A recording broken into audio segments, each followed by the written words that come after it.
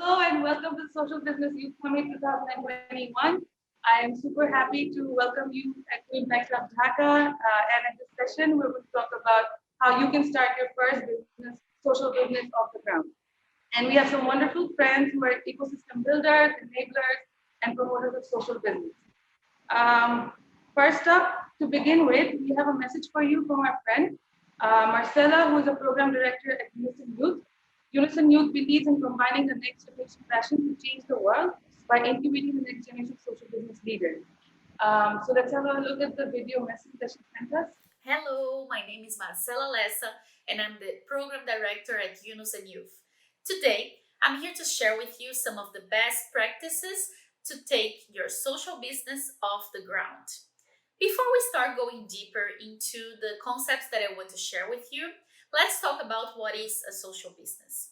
So, according to Professor Mohammed Yunus, a social business is an organization that has a social mission and at the same time is financially sustainable without distributing any dividends. But what does that mean, right? Just like a nonprofit, a social business is created with the goal of solving a social or environmental issue in our communities. And at the same time, just like a traditional business, this organization is able to generate enough revenue to cover all of its expenses. When a social business receives an investment, the investors won't get any dividends back. And all the profit that comes from its operations will be reinvested with the goal of scaling the social impact of this organization.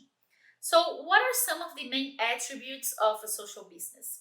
It's important that its team is completely committed to improving the quality of life of low income population. And they must do that by selling products or services. The sales of these products or service must be able to financially sustain this organization. So the important point here is that this organization must not depend on donations or fundraising. It's important that this organization has the potential to scale and that its operations are efficient. Something that is also remarkable about social business is that not only is the organization sustainable, but it also works with an entire supply chain of sustainable organizations.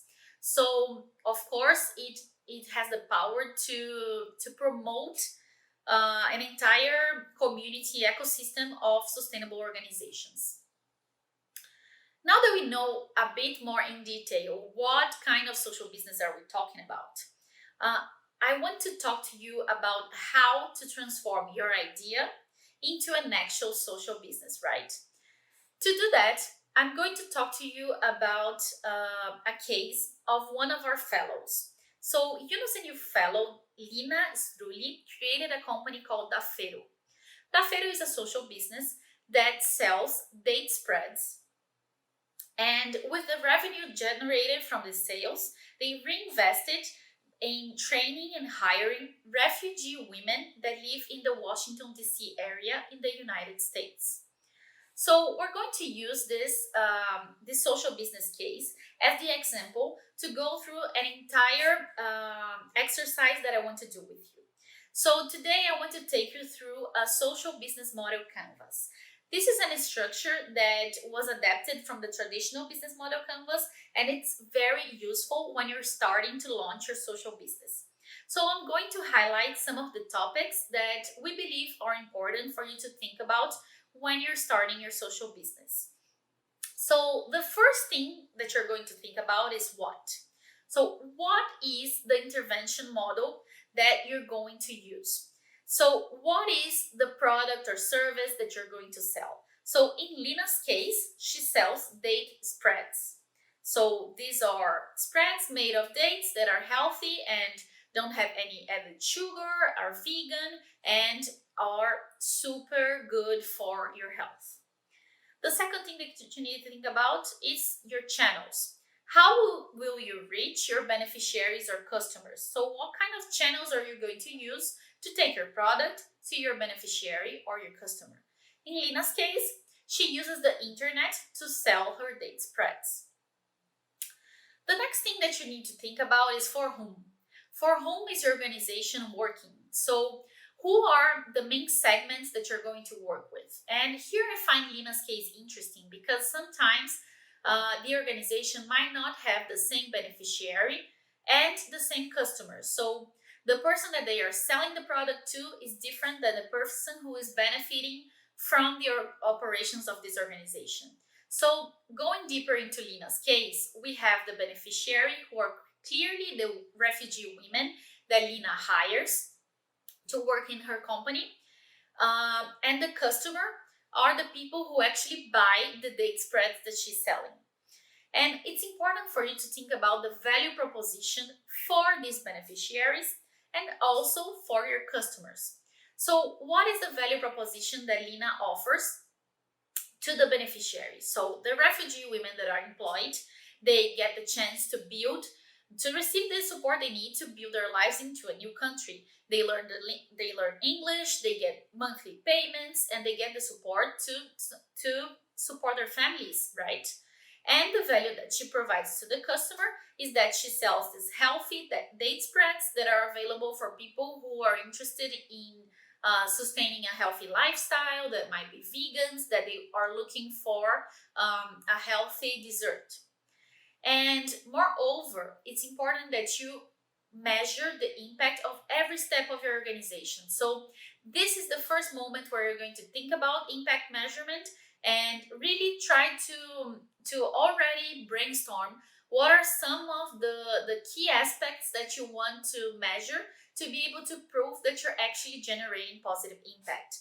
So for example, in Lina's case, we could measure the quantity of women that she is employing, the amount generated by these women, how many children are they able to support with the income that they generate, how is their lives being improved. So this can go on and on and on.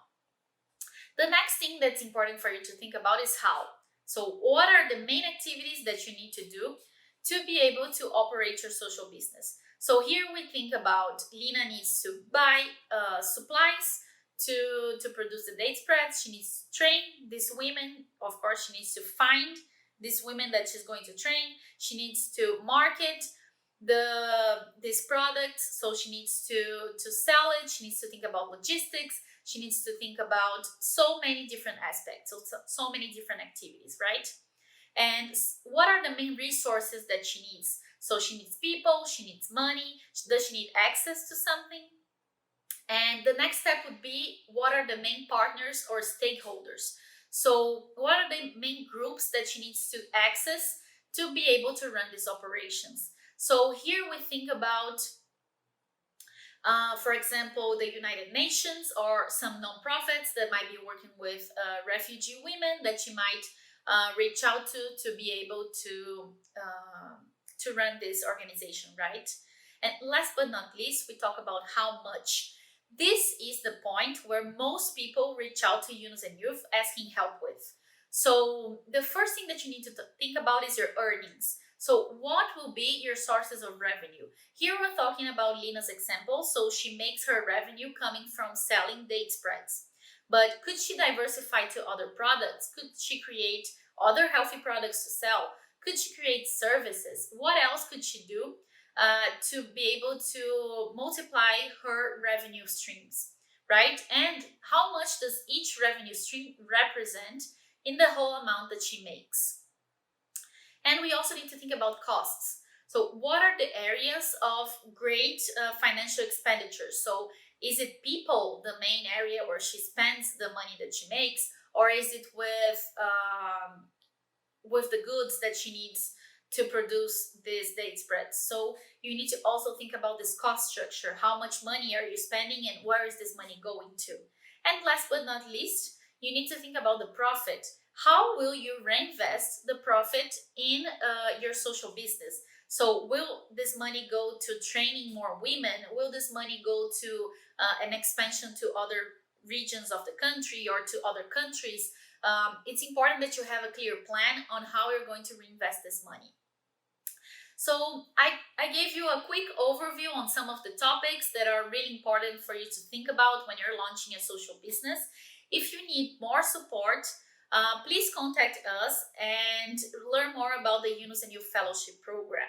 This is a 6-month program where we go deeper into all the subjects that I cover here, and you'll be able to receive all the support you need to get your social business off the ground, to really scale your operations, to get help to measure your impact, and to develop a great social business impact plan. So thank you all so much. It was a pleasure speaking with you. Please contact us if you have any follow-up questions, if you want to further explore this topic.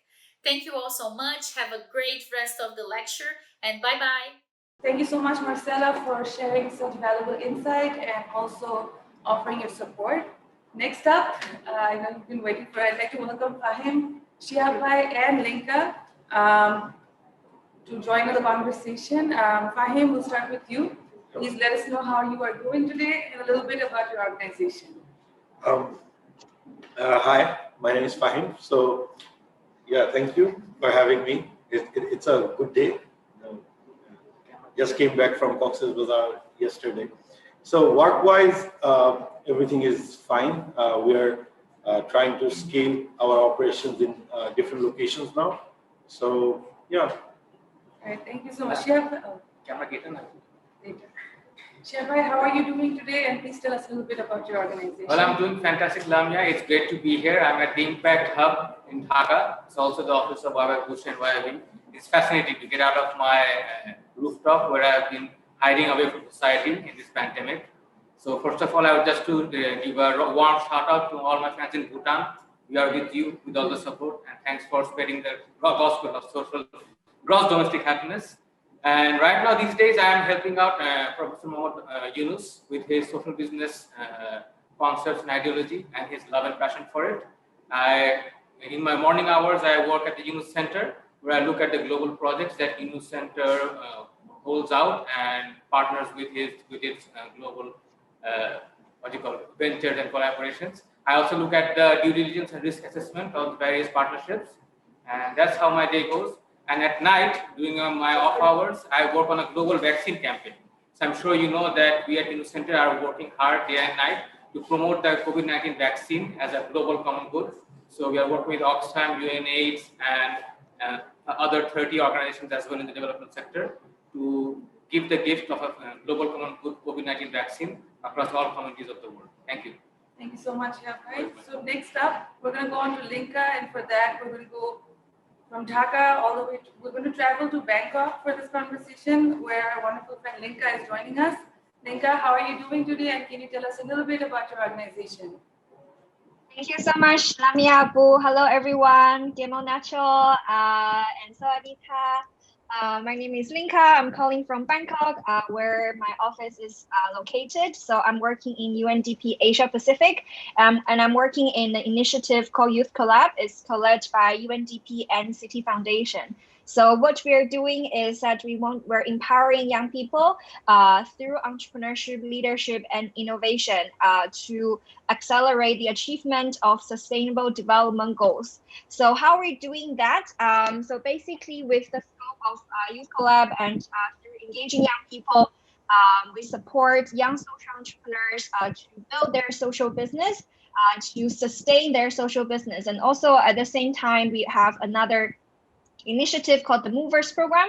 So we also understand, being an entrepreneur, going through, business registration and operations might not be something that young people want to do, all of young people wants to do immediately. Some of us want to start through skills development, through community building. So that's what Movers Program is about. So my role in Youth Collab initiative is primarily working with young social entrepreneurs, change makers, and to understand how some of the international development organizations or our partners or policymakers can support them, and also try to understand if we can bring them to a larger stage in order so that they can keep their business up and running. Thank you so much. Over to you, Lamia. Thank you, Linka. I have one more question. I'm super happy that I get to work with you while we promote Youth Collab, which was co-created by the United Nations Development, UNDP and City Foundation. I know that Youth Collab aims to establish a common agenda for countries in the Asia Pacific region to empower and invest in the youth so that they can accelerate and implementation of the Sustainable Development Goals through leadership, social innovation, and entrepreneurship. So my question to you is, what do you think from a regional perspective? How do you see young people coming forward to start their own social business? And what do you think are the top three things that young people need to consider or understand while they start planning their social business?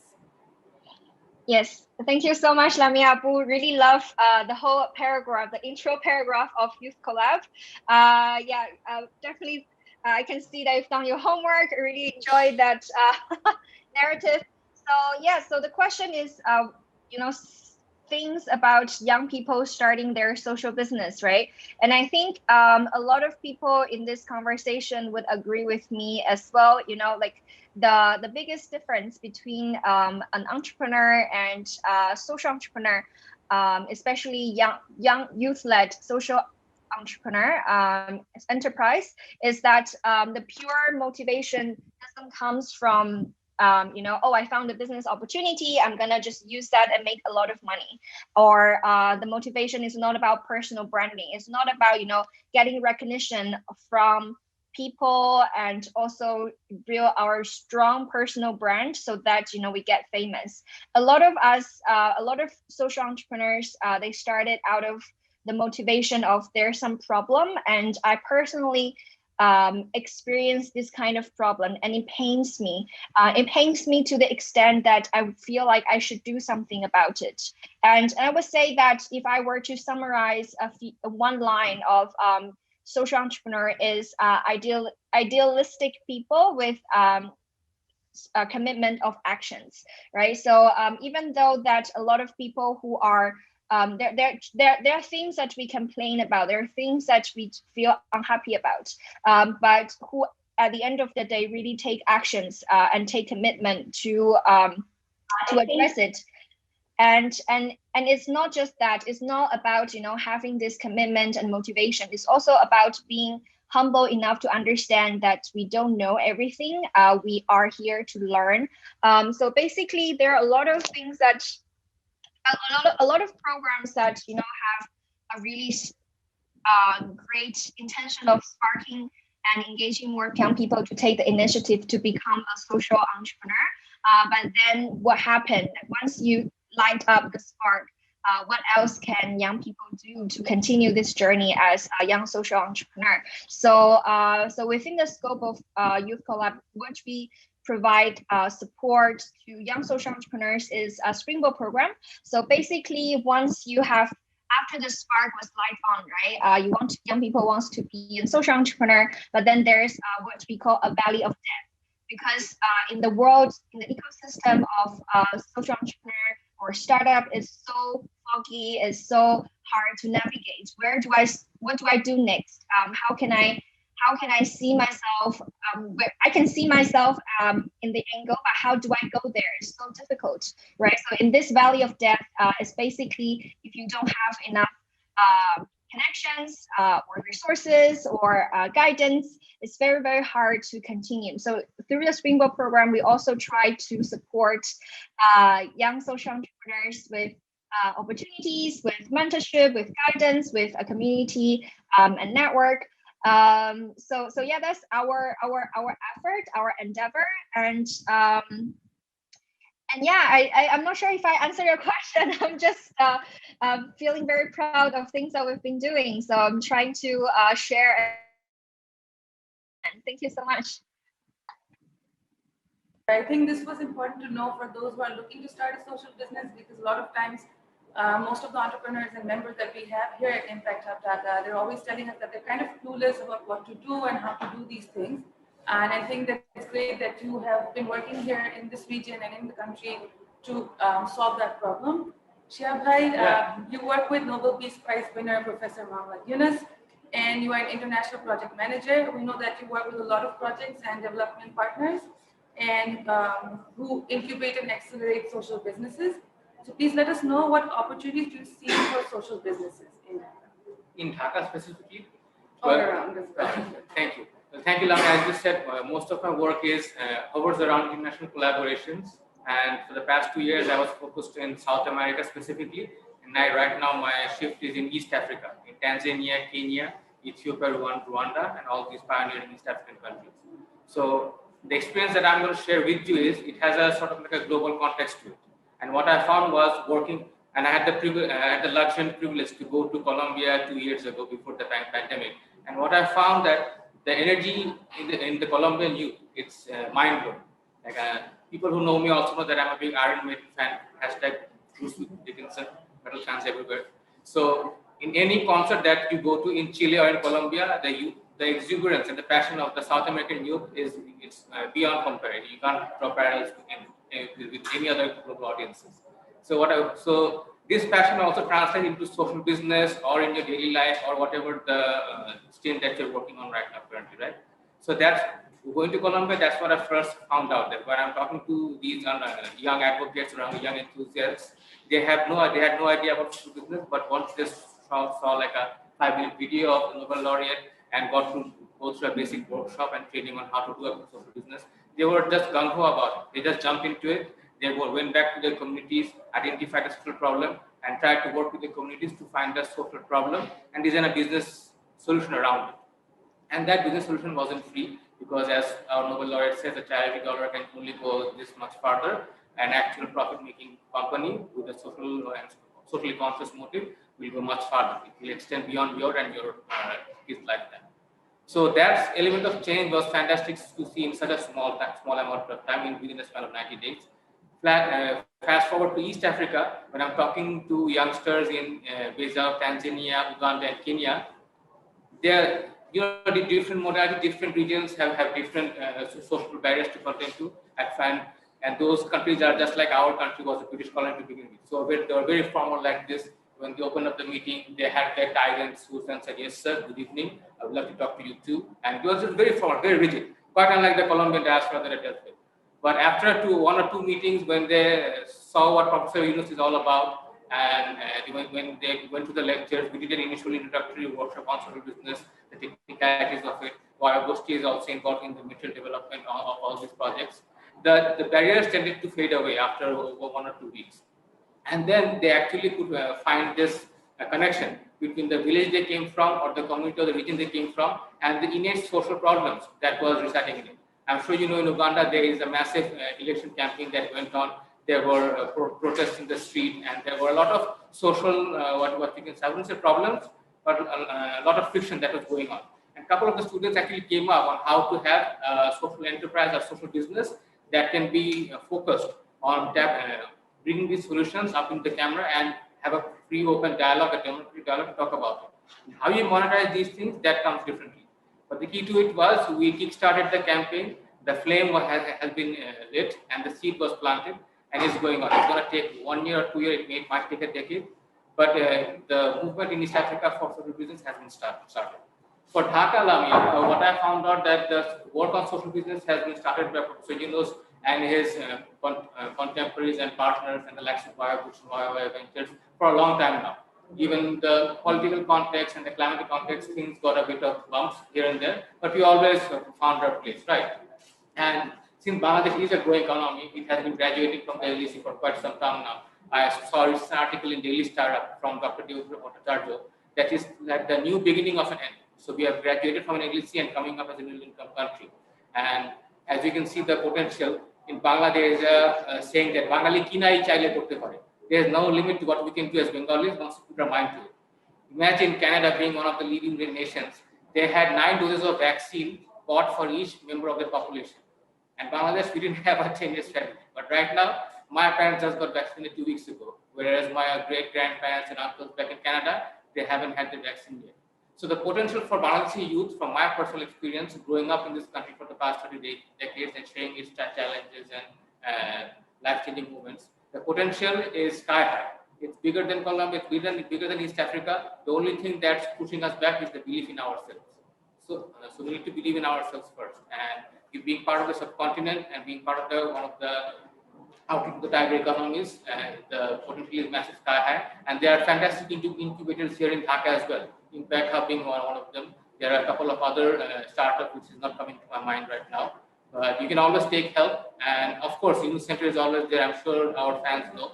If you want to reach out to me, my email address is with guys as well, you can reach out and we can share with you our best practices, our workshop or content material, or if you want to have one-on-one tete-a-tete or an in-class session or training of trainers for your academics or supervisors or professors, we can also arrange that. So to answer your question, Bangladesh, it's very well said. All we need to do is believe in ourselves. Yep, definitely. I think what you said about the potential of being sky high, that is absolutely true. And I wish that maybe with time we can build that energy that you've seen outside of Dhaka. And we will take you up on that offer on all the resources that you can share with us. So thank you for sharing that. Now, next up is our entrepreneur in the house, YY Goshti in QB, award-winning social entrepreneur, Ayamuddin Shubho, who is also my friend. I'm delighted to have you back at Impact Hub Dhaka. You were here just a few months ago. And will you please let us know what inspired you to become a social business entrepreneur and tell us more about the work that Garbage Man is doing currently?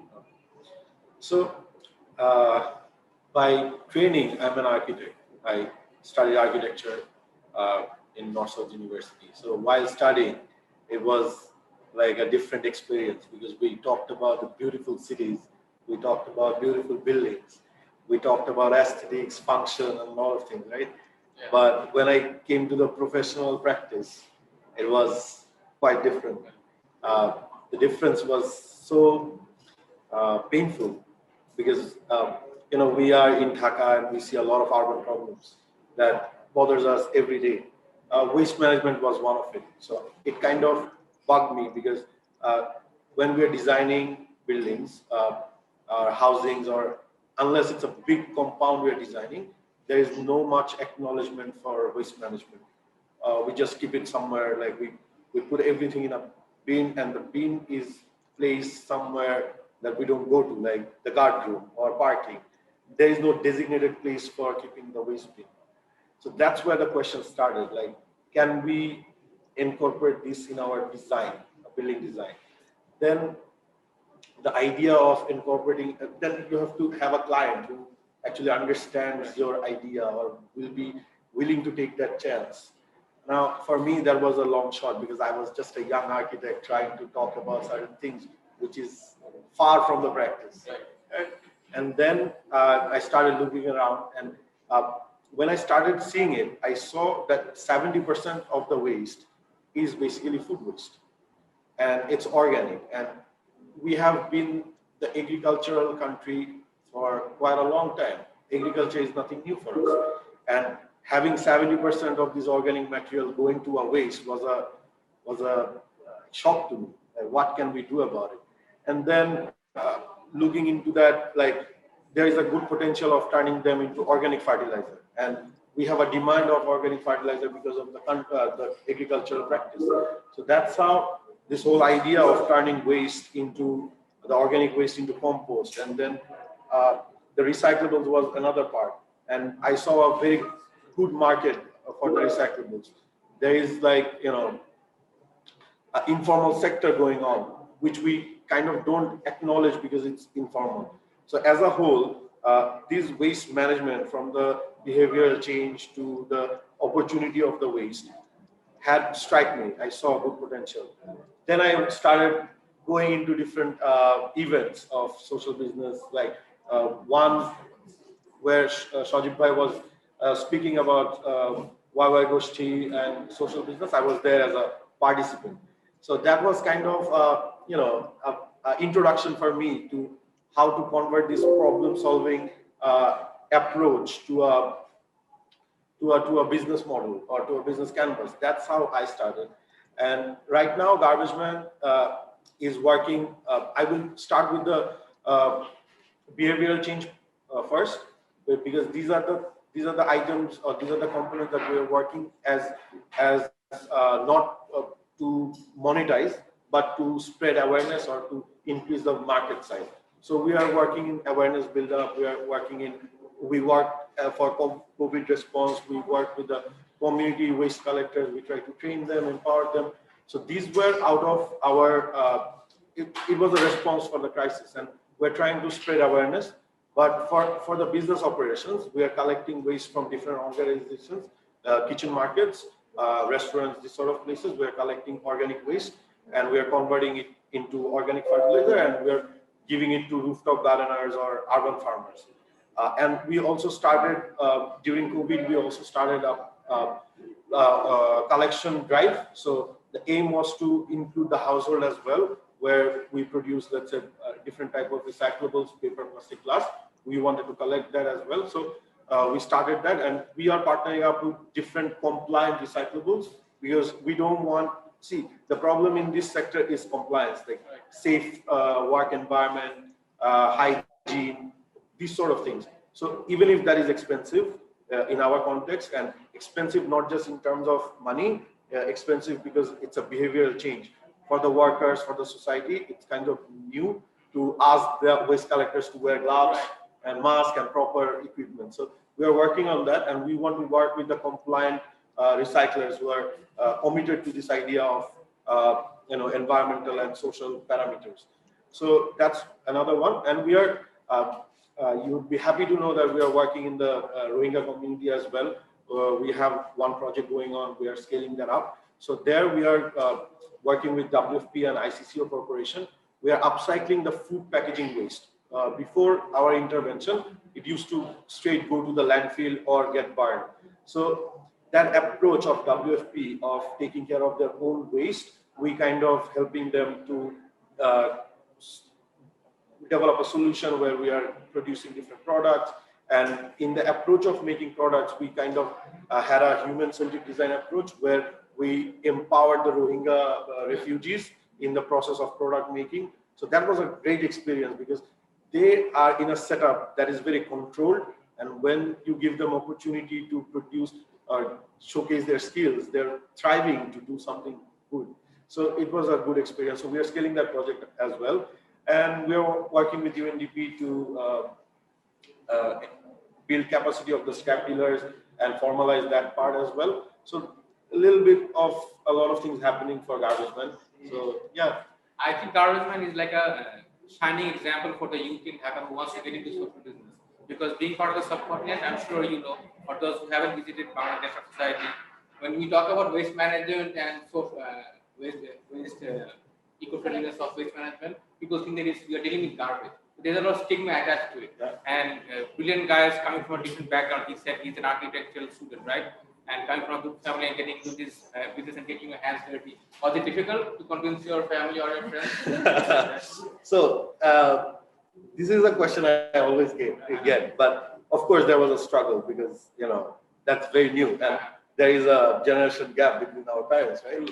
So that's that. But I don't want to go back to that, because I passed that, and now my parents are okay with it. My friends, the most amazing part, my friends, we go to the same school, we went to the same university institute.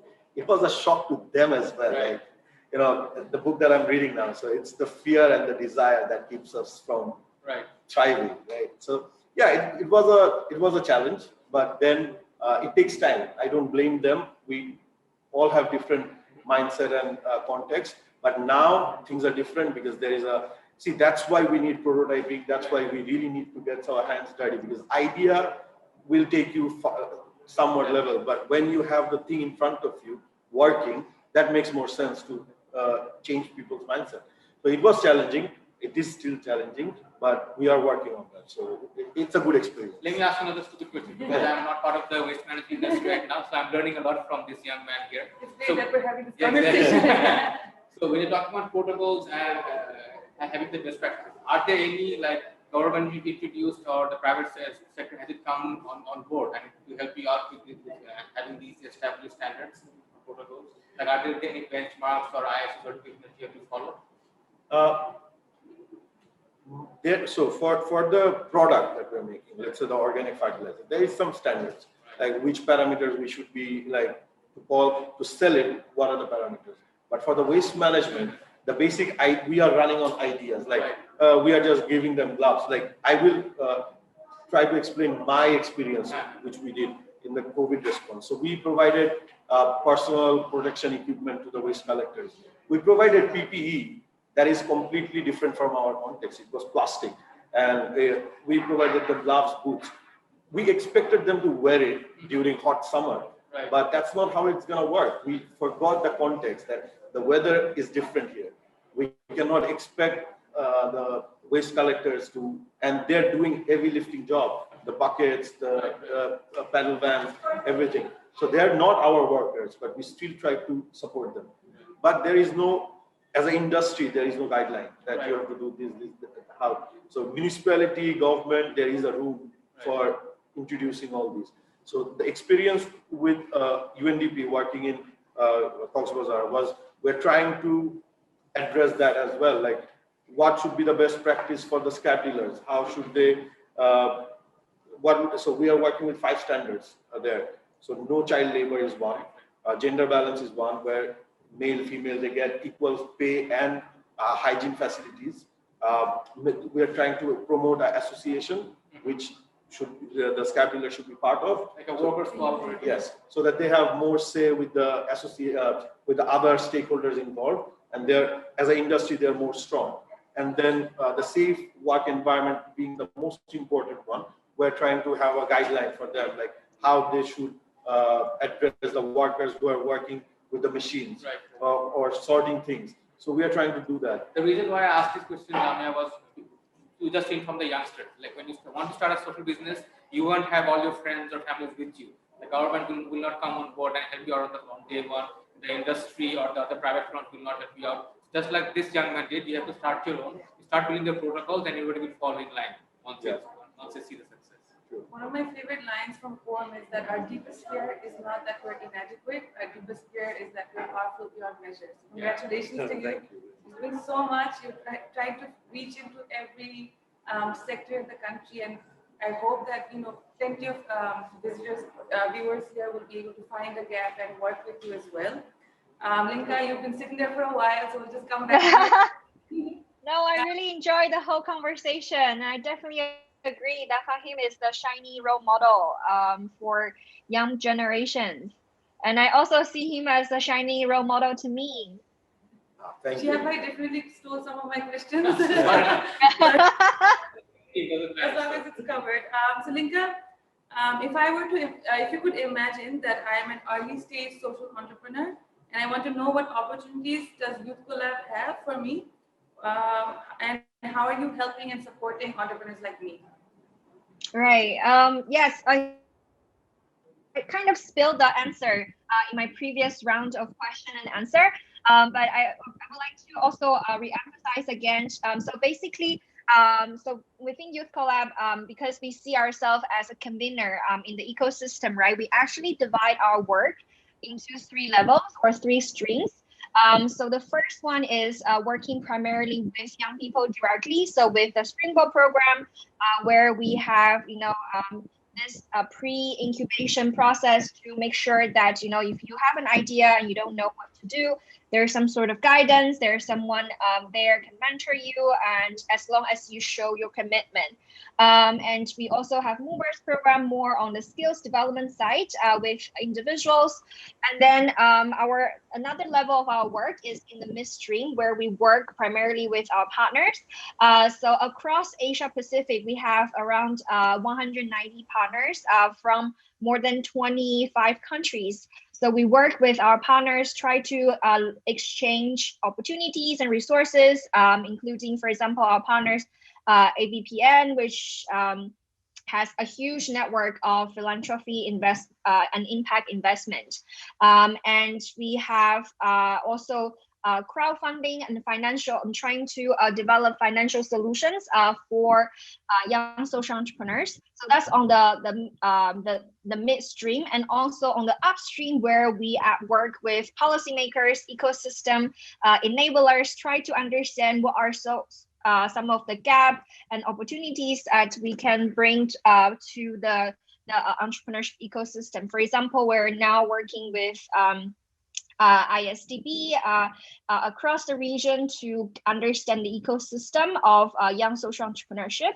And so that's more on the overall scope, but primarily specifically on if you are a young social entrepreneurs, and I would highly recommend check out our annual Youth Collab activities in the region. So our coverage is primarily in Asia Pacific, and I do think that first of all we support social enterprises that has strong SDG targets, emphasis.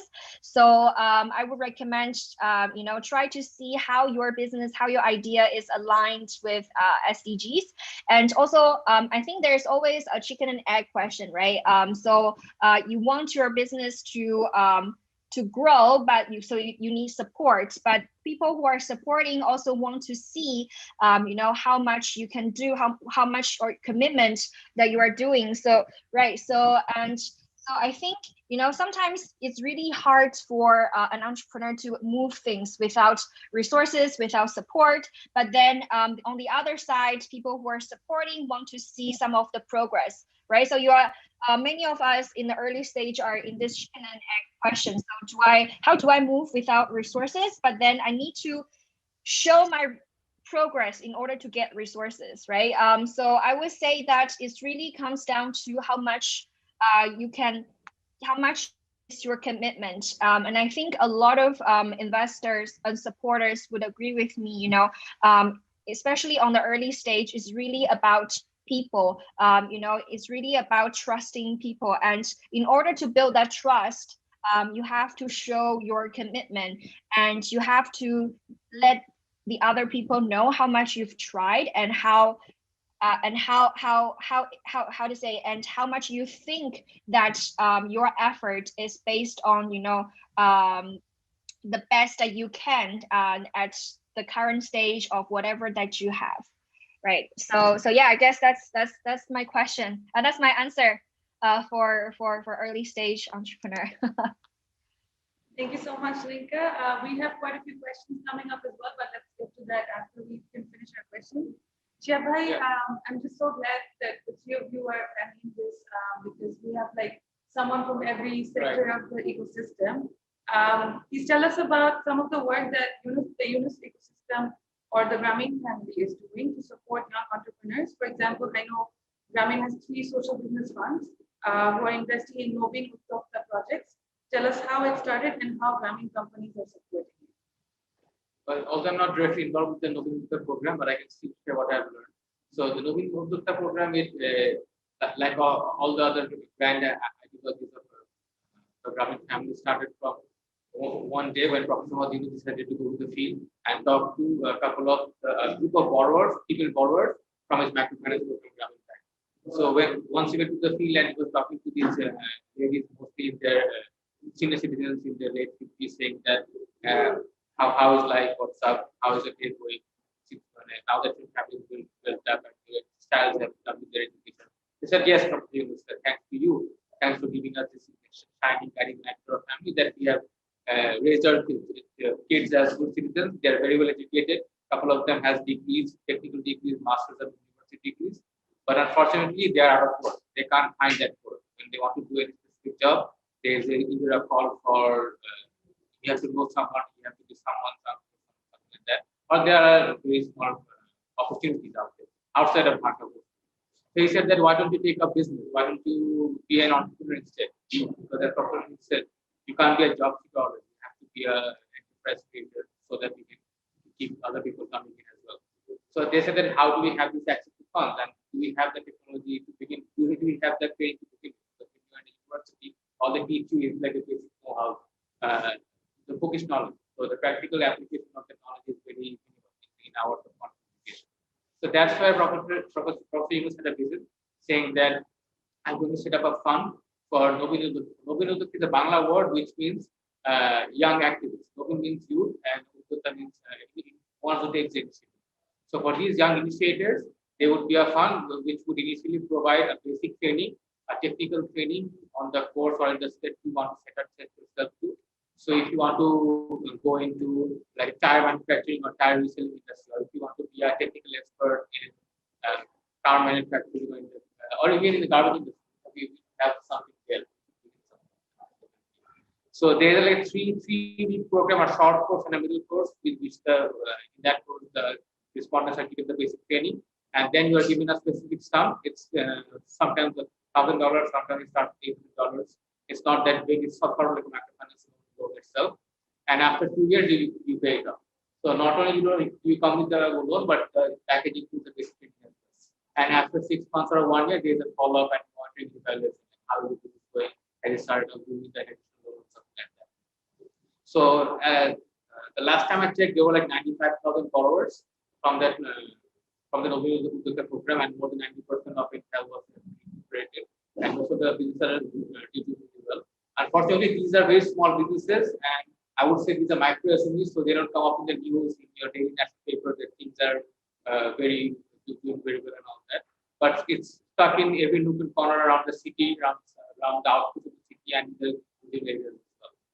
And the concept of Nobel program is that anywhere you have a potential, and even if you are lacking basic training in that industry, you shouldn't shy away from the potential. You just go and ask for something, and then something will work out. The universe helps you get it. So, and initially when this program started, it was specifically for the Grameen borrowers, family members, the Grameen borrowers, children who are eligible to apply. Right now, even you and I can even apply to it. You have to be a Grameen borrower. The success of it has extended its influence. And there are certain replications of it. The program going on in Somalia, I think, and we are also trying to implement something similar in Colombia and West Africa. We haven't started work yet, but the feedback has been phenomenal. So we are looking forward to it. That's amazing. Since we're on the topic of funding, and because you're such an entrepreneur, how does it, what are the challenges of actually, getting funding throughout your years in business? So funding is of course the biggest challenge, right? But we are still struggling to we did not get a funding like from a venture capital or an institute, right? So first we got funding as a grant or from the competitions that we went. These were our funds. So initially, that Linka was saying that it's a chicken and egg situation.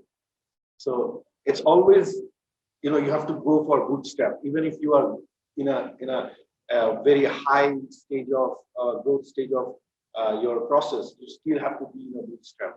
So raising fund is of course a challenge, but prototyping, showing your work, getting your customers, getting your process done and running.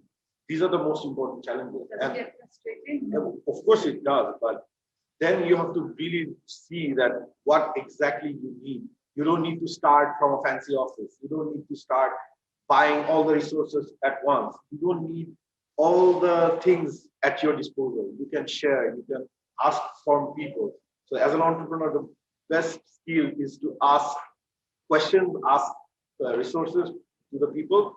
The way you do that, how you get that is very important. Instead of just asking for fund, you can always ask for other resources that you need that can help you. So there are certain things, but funding, now that we have we started with a crazy idea that we want to work with rates. And this industry is already, and a lot of things going on. And we are competing, I would say competing because in the startup scene or, I'm just talking about the startup, not the social business aspect. In the startup scene, all we see is take-based solution. And we all want another Uber. We all want another Foodpanda. That scalability is not what I can provide. Like the growth, we can definitely go scalable, but not the rate as Uber or the business are completely from different domains. Now, of course, there is a struggle of finding proper. Now, the question is, do you take all the funds that comes in your way? That's also a question at a point you have to answer to yourself or to your company, because you need the people who are aligning with your philosophy or your understanding also on the same page. The funding is a challenge, but now that we have different things going on and it's visible and we have customers, paying customers, now we are approaching fund, going for fundraising. That's great. And I know that so many startups have failed simply because they lack the alignment with the investor. They were able to back the investment and then they could not work together and everything just falls down. So we've reached our last round of questions. I'll start with you again. Fahim, you mentioned this earlier as well, but I want to ask you again. You work with marginalized communities in many different locations, especially the Rohingya community, and also the waste collectors. But about the Rohingya, what are the work that you doing, and perhaps what are some of the opportunities that are available to. So there are a lot of startups who are looking to get into waste management. Right? And at the end of the day, it's always better to not just stick to the capital, but to move out of that, right? To reach out for opportunities and find opportunity gaps. So if you were to, if there are such entrepreneurs who are looking to find that opportunity in Cox's Bazar or in that community, what are some of the opportunities that they could look into? Okay, so I will start with the second one. See, Dhaka is already a mega city, right? The magnitude of the problem is really complex and high, and there is a lot of stakeholders involved in this, right? But the other region of the country is also growing in a fast way. So Soyotpur, Patna, Cox's Chittagong, or whichever part we want to talk about, the economical growth is happening everywhere. And people are, see, the architect part comes in time to time. The building formation, the materials of the building are also changing. We were depending on mud houses, which worked fine, but now we are going for steel, we are going for concrete. This is going beyond our limit. So waste management is a problem which is global. It's always all over our country. Cox's Bazar being the touristic spot, Bandarban being the most natural, rich place, we still have those problems because we are going with our development in all these places. So anyone trying to solve this problem can definitely be, I would appreciate people to come and take, opportunities or take actions for that. But it's just, see, we are trying to, as garbage man, we are trying to acknowledge a lot of components. But even if you try, solving a small problem of this big chain, that would be enough as well. Like the one that I was talking about, like uniform of these waste collectors. We don't have a proper contextual uniform. We can definitely try to address that as well. Like the boots, like we expect them to wear boots, but Summer of Dhaka, and we expect them to carry the van, but that's not how it's going to work. So we are, and everything cannot be done by me or my organization. So there are a lot of things we would like to see in the ecosystem that other people are also doing, and we are getting challenged and we learn from each other. That would be a very nice game. And opportunity-wise, definitely. So opportunity-wise, this waste management has been an industry, and it's a growing industry. Like the informal sector, if you see the scrap dealers, they are already, it's an industry, they are doing business already, but we need to raise their standard, we need to raise their catchment area, formalize them, train them. So they are the, let's say, the entrepreneurs, but we need to guide them, groom them, so that they know the compliance and other things, and they get more opportunities. So they are the people we want to work with, and the marginal people that you were talking about. Now going back to the camps, so that's another place. Like it's a very controlled, because there are a lot of guidance from the guidelines from the government that you cannot do this. This has to be done this way. So there is a lot of other organizations like UN agencies working there, international NGOs working there. Still, waste management is one of the big sector where there is a lot of opportunity there. And one thing I learned from in the camp experience was, you can learn from everyone. Doesn't matter which language they speak or where they are from or what is their context. If you get the people that we work with, I thought initially we will bring in the product designer, we will bring in the innovation facilitator, and we will have them as just people who will just stitch and make the products. But it was the other way around, because they were so good with the techniques, they were so good with the material, stitching techniques and other things, the understanding of the material, the context, we learned from them.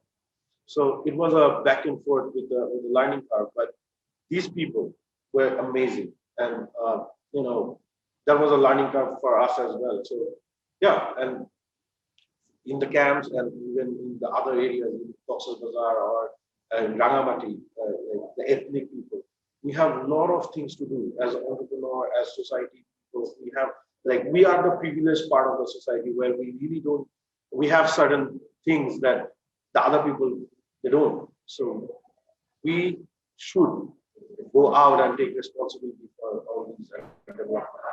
Okay, thank you so much for that. Shivakai, you're also the project manager of the East Africa project of News Center. I wanted to know how you are sensitizing young people in Africa. Well, we haven't started off on that yet, actually. So right now, the East Africa project, what we're looking to is the first thing that we're focusing on is there's a massive unemployment pandemic in Africa.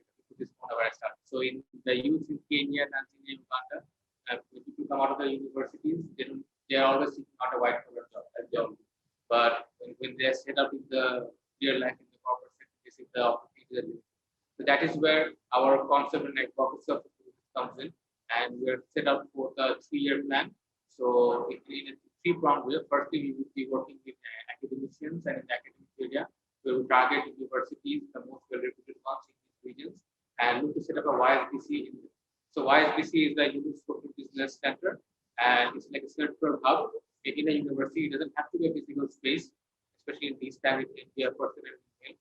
So any person in the community, in the vicinity who has a question or query on business, wants to know more about it, even if he or she hates it but still wants to take a jab, you contact that hub, that YSBC center, and you get more information. So through this hub, we want to perpetuate the youth audience, youth communities to see that they want just to showcase to them that the benefit of it. It's not going to be easy at first, but if they stick to their guts, maybe it will get easier. That's the key to it is trying to find a solution for your community's problem. And usually, as you know, the use umbrella has a couple of other organizations. They use business, the YSB group, they deal with startup funding and startup fundings. But the university deals with a more academic specific approach. So as I said, we engage the universities and the IT people. One is we do the workshop with them. Like this can be non-technical workshops for undergrad students or even high school students or even high school dropouts to engage with the young population. And then we do another set of activities which is primarily research on social media. So whenever we talk work in Colombia as well, we found out there was hardly any research, empirical research on social media. So we initiated that. And then coming to East Africa, we're trying to do the same. Saying that if you really want to know more about social business and the companies to take it up, people or companies who are not social business, they might have more profits, but they also want to take a jab at social business thing. So when they approach us, they tell us, all right, what is the research? So when we don't have any research, what we should do? So right now we are partnering with the international institutions who have an appetite for research to collaborate and have something on the ground. Like what is the benefits of microfinance and other businesses on local communities? How can it help the youth and the digital communities as well? Research is another way how we want to emphasize the youth population. People who have a more academic mindset. They are people for nerds out there who want to grasp and the data parts. So there you go. And another set of and a very interesting one is design competition. So Huawei question, Huawei is also working with us over here. So what we do is people from all walks of life, from all backgrounds, although we emphasize that they can come up and design a business solution for a problem, and that business solution can turn into a social business. And we give out 1 or 2 days, and we form teams, and they can cover the entire business plan. It is not that much different from a corporate business plan, but the key concept to it is there is a social element. The business that we do has to solve a social need in your community, and that once you get that honed in or zoned into that, the rest will follow. The marketing plan, the financial strategy, the research policy, and all that. So once you develop the infrastructure of a plan, a global panelist is there to not to judge you really, but to help you out in your process, what we are missing out, and give you recommendations. And the best one gets chosen and is given a prize, just like in the competition. And there's another thing that's very interesting is for the high school youth as well, and even for primary and middle school, which Professor says is social fiction time. So what you want to do is, as a youth, if I am a 6-year-old at my home or even a 12-year-old, you're watching YouTube and seeing this, that, all over. As a person, what do you think the world might be in 2041? We are 2021 right now. So in 20 years later or 60 years later, what do you want the world to be in? Like what kind of world do you envision? And start from there. So it doesn't have, it can be entirely fantasy. You don't have the numbers numbers here. You don't have to have all those 5-year strategies or financial projections. Just basic simple idea. What do you want to do about it? How do you want your world to be? So it's like a more of an aspiration. It can be a diagram, it can be a animation, short animation, it can be a poem, and anything's game. And there's no business plan structure around. So anyone with a formal education can start. And that is also another form of business competition that we are trying to encourage. We'll be rolling out hopefully a couple in Uganda and Kenya this year with YY as well as a partner.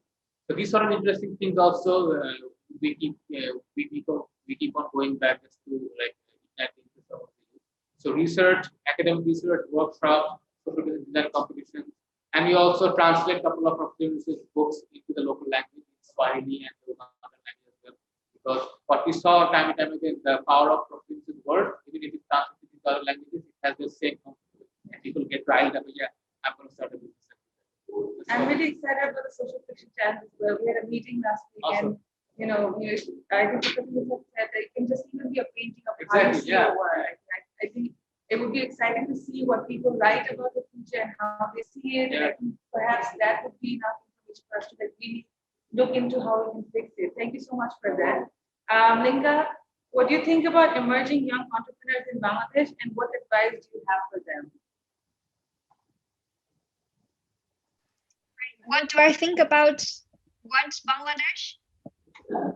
What do you think about the emerging young entrepreneurs in Bangladesh, and what advice do you have for them?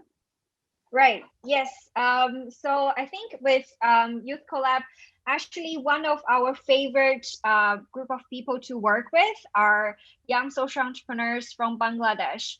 And I'm saying that not because I'm speaking, in the event organized by primarily Bangladeshi partners and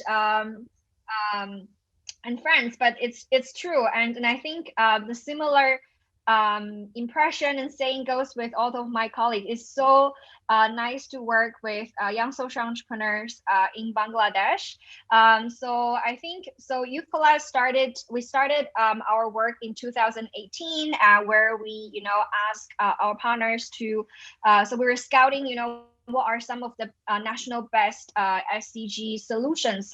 So actually, Fahim was one of them in our 2018 batch. So you see, that all the, and I think that's explains everything, that we work with other 9 young social entrepreneurs as awesome as Fahim, right?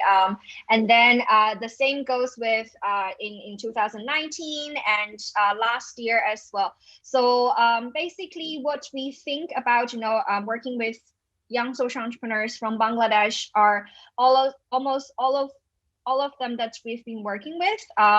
They're all very, very humble. They're all very humble in the way that they're always think about there's something that they can improve, something that they can work on to make their business better.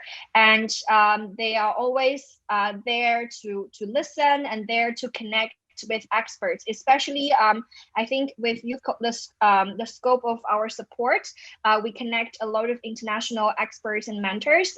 So I think that a lot of our participants or entrepreneurs in our cohort are always there to listen and learn. And we do have brought some of the teams and to some of the international stages.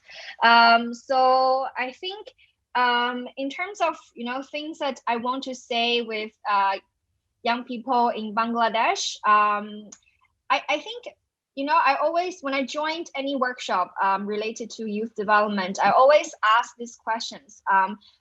When do you start to think about your future?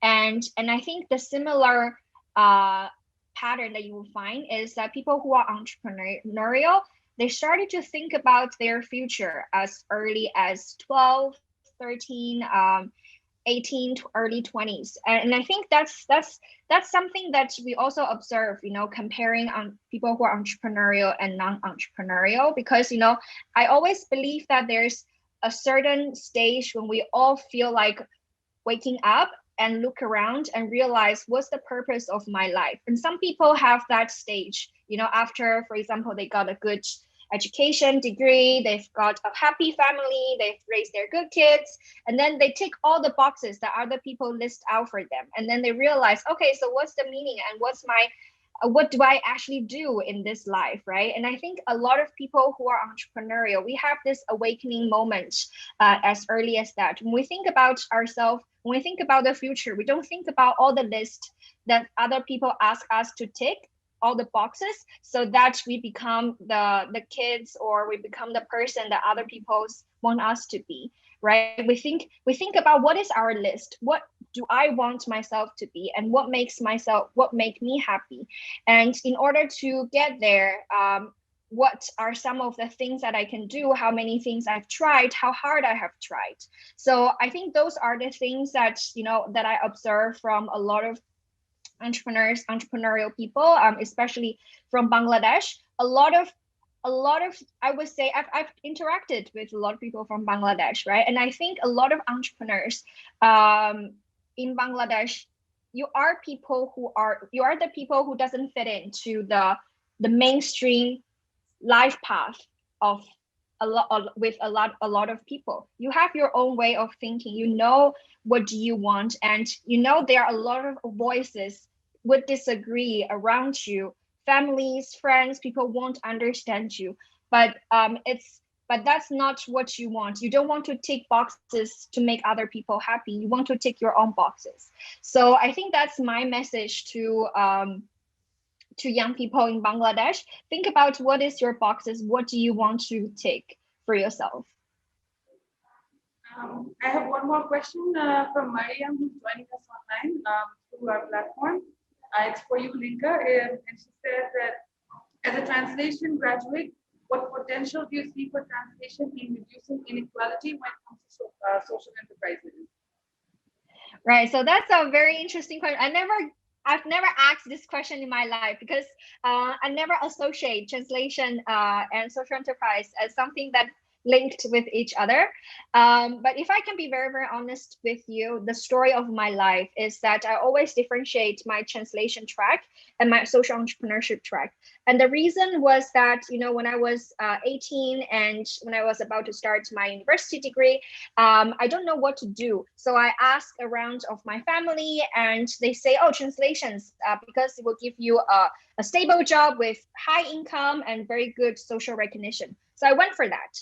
Right. And then what I realized after I graduated with bachelor and master degree was that the job market is horrible. There's no job. And the machine translations has been all the opportunities for young people. I do saw a lot of, people from my class who got diagnosed with depression because, there's a huge gap between expectations and reality. Imagine that you spend 5 years thinking about as soon as I graduate, I will get a job with high income, with all this fancy title and everything. But then the moment that you enter the job market, all the darkness comes to you, right? There's no job, the machine is working better than you, and what are you doing for the past 5 years of your life? So the thing is that my suggestions of how do we the relations of translations and equality and social enterprise, I would say that don't study translation, okay? Whoever is thinking about that, don't do it. It's gonna be and then I think the same goes with all the job, all the suggestions from people around you, like saying that there's a good job guaranteed. Don't take that as advice. That's the worst advice you can ever receive from other people. Say that if you study this, there's a good job waiting for you. So just in order to reduce the inequality, don't listen to people who say that there's a good job opportunity for you. I guess that's my personal, very brutal life lesson. Thank you so much, Linka. Shiabhai, since there's not enough time, we'll just take one question from the. So the question for you is, what are some of the hacks to build my network for helping me with setting up my social business? What are some of the hacks? Some of the hacks to build their network. Nashrif Nian. Ashrif, first buy me a cup of coffee. So, These things don't come free. exactly. So once you get someone a cup of coffee, you ultimately get into that to his or her network event. Jokes aside, it doesn't happen in one day. It doesn't happen in 2 days. Maybe it doesn't happen in 20 years. But sometimes it happens in 2 minutes. So there's no timeline when it comes to network connection into your network. So and the day you start is the day when you are first. So you first build a network with your parents, you have a relationship with them, build it with your extended family or your friends. It goes every day for every minute of your life. You have to keep your eyes and mouths and ears and the back of your head also. And networking for some people it's an art. It comes very easy to them, but for people who are from Bangladesh, maybe because of the structure, it's sometimes difficult to tap into that network because you're very formal. You need a business card, a fancy title, and you have to know someone or your grandparent was in the British Army, something like that. But what I would tell you is not to confine yourself in these nitty-gritties. The sky is open, the sea is open, and the land is open. So you just have to get out there. First, you want to know what you want to build a network on. Is it just to post a picture on Instagram saying that you Dr. Yunus? That's not going to cut it out. You might get some likes, but if you really want to work at your social business venture or you want to get out there and solve a community with a specific social problem, you start working with the community. I would say that you spend your time first initially as an entrepreneur, as a budding one, to stay with the community as much give time as much as possible. Like you are, I think you are basic right now. We're going back. Yes. Most of his time he's spending with the community. And if you want to be an entrepreneur, there is a benchmark for all businesses, like for any budding entrepreneur or startup campaigner, 70 hours of a week have to first be involved in that community where you work or where you want to give the services. So there's no easy way out of it. You have to the hours, and once you meet with 50 people, 100 people, you will see that 10% of it will match your and that connection will happen. And you reach out with the initial peers at first, like your friends and the families, and then you go around it. So there's no hard and fast rule or there's no straight line ahead. You kind of zigzag along. And another thing would be, sorry, since I don't have time, a couple of things regarding funding. A lot of kids come up to me and say that they're very troubled with, they have a good idea, but there hasn't been any funding right now. So they take a very perplexed. What I see is you don't have to worry about funding. If you have a good idea, all you need to have is delivery service. Deliver it in a very opportune way that is communicated, that you can communicate the benefits to that audience. And Hub like Impact Hub can help you gain that communication skills that help you garner that strategy. There are some couple of courses here in the Yunus umbrella as well. You take that and empower your skill set. So funding won't be a problem if your idea is solid and your idea is innovative and unique enough, just like this one. Ultimately, the funding comes in. So I would say don't worry about funding too much. And second thing is building a prototype. A lot of the young kids who come in, they waste a lot of time in making the picture prototype to prototype of it. Like I have a design for this product and it's not perfect enough. It has to be agile. The coloring is not fine. Bro, there's nothing called perfection. All you need is to have the first prototype on the ground as soon as possible. Once it's there, then you keep on tweaking on it for the first 2 months, for first 2 weeks, second quarter. You make those continuous expanding improvements, and ultimately in time things will get better because the customer or the community's demand also change over time, right? So don't be a perfectionist. Have a prototype and just put it out there in the market, and things will follow. And once you have that prototype, even if it works half bad, the networking is going to come. Which I'm going to question. Once just people see, oh, this is a good product, it might need a little bit of work. It's not the best thing out there. Maybe I can help. He or she's going to give you a business card. That's how the connection starts coming in.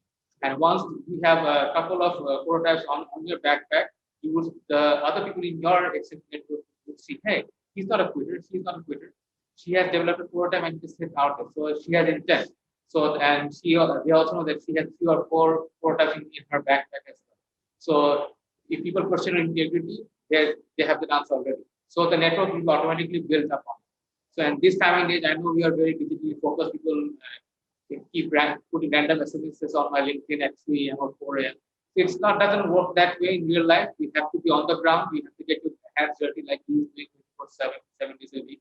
And we have to do the pressure and get hit or bump your head on the wall a couple of times. Yeah. And once you get hurt, you will get up and you see that, and all the network is out there physically, or even if it's not in your face. People are seeing, people are watching, and people will pick up, hey, she's doing a lot of work. Maybe she's better. Or Lamia is fascinating. She has very, she might be a nerd. She has very practical knowledge. She can do good in this. So people will come up to you. People will come. You will attract new people. I guess that's it. I've actually seen him like dance around the world. So that kind of makes sense completely. That's his official certificate of being a entrepreneur. So you're on the right track. Yeah, I guess. And our last question is from Maisha and it's for you, Fahim. And she said, I know we've covered this, but let's just say it anyway. Do you think there is a scope for more startups to work on sustainable garbage management within Dhaka? And what about other cities? Of course, it is. As I said earlier, like so behavioral change, awareness, segregation, collection, transportation, processing, and then there is different stream of waste: organic, inorganic, recyclables. In the recyclables, there is plastic, there is single-use plastic, there is multi-layer plastic. The waste stream is complex. So if you even focus on one, you can make an industry out of it, a factory out of it. There is a whole supply chain for each of the waste stream, and of course the other things as well. The even blockchain or whatever. Like there is plenty of scope. The thing is how you see it, how you want to see it. That makes the difference. So there is a lot of opportunity there for the waste management, not just in Dhaka, in all over Bangladesh. Because the best part is we are not yet there where we wrap our fruits in plastic, right? We are still not there. Like I saw it in Bangkok. There was one banana wrapped in plastic. We are not there yet. So there is a lot of time for us to stop where we are and go back. Not going back as in to reduce our consumption, to go back to nature, to go back to our minimalistic things, because this economical growth, it is not necessarily should be connected with the consumption things, right? Consuming things like plastic or other things. We can lean on that. And also not just waste management, there is another approach. Like if any entrepreneur wants to focus on the alternative things, like plant-based cutleries or bottles or something else like clay things, there is a lot of opportunity which can help the waste management sector. So yeah, there is a lot of opportunity. I think because this building is so green and the practices are so sustainable, it gives us a lot of opportunities to really look, through, like you said, the plant-based, the plates that we provided today, snacks were all made of bamboo leaves. It was so fascinating to find this in the store that, oh, someone's actually doing this. It's affordable and it looks great. So it's really fascinating to see all of that happening. And there's so many people. For the person who asked us about networking, Impact Hub Network is all about the networking opportunities. So, that's one way to really talk and have that conversation going.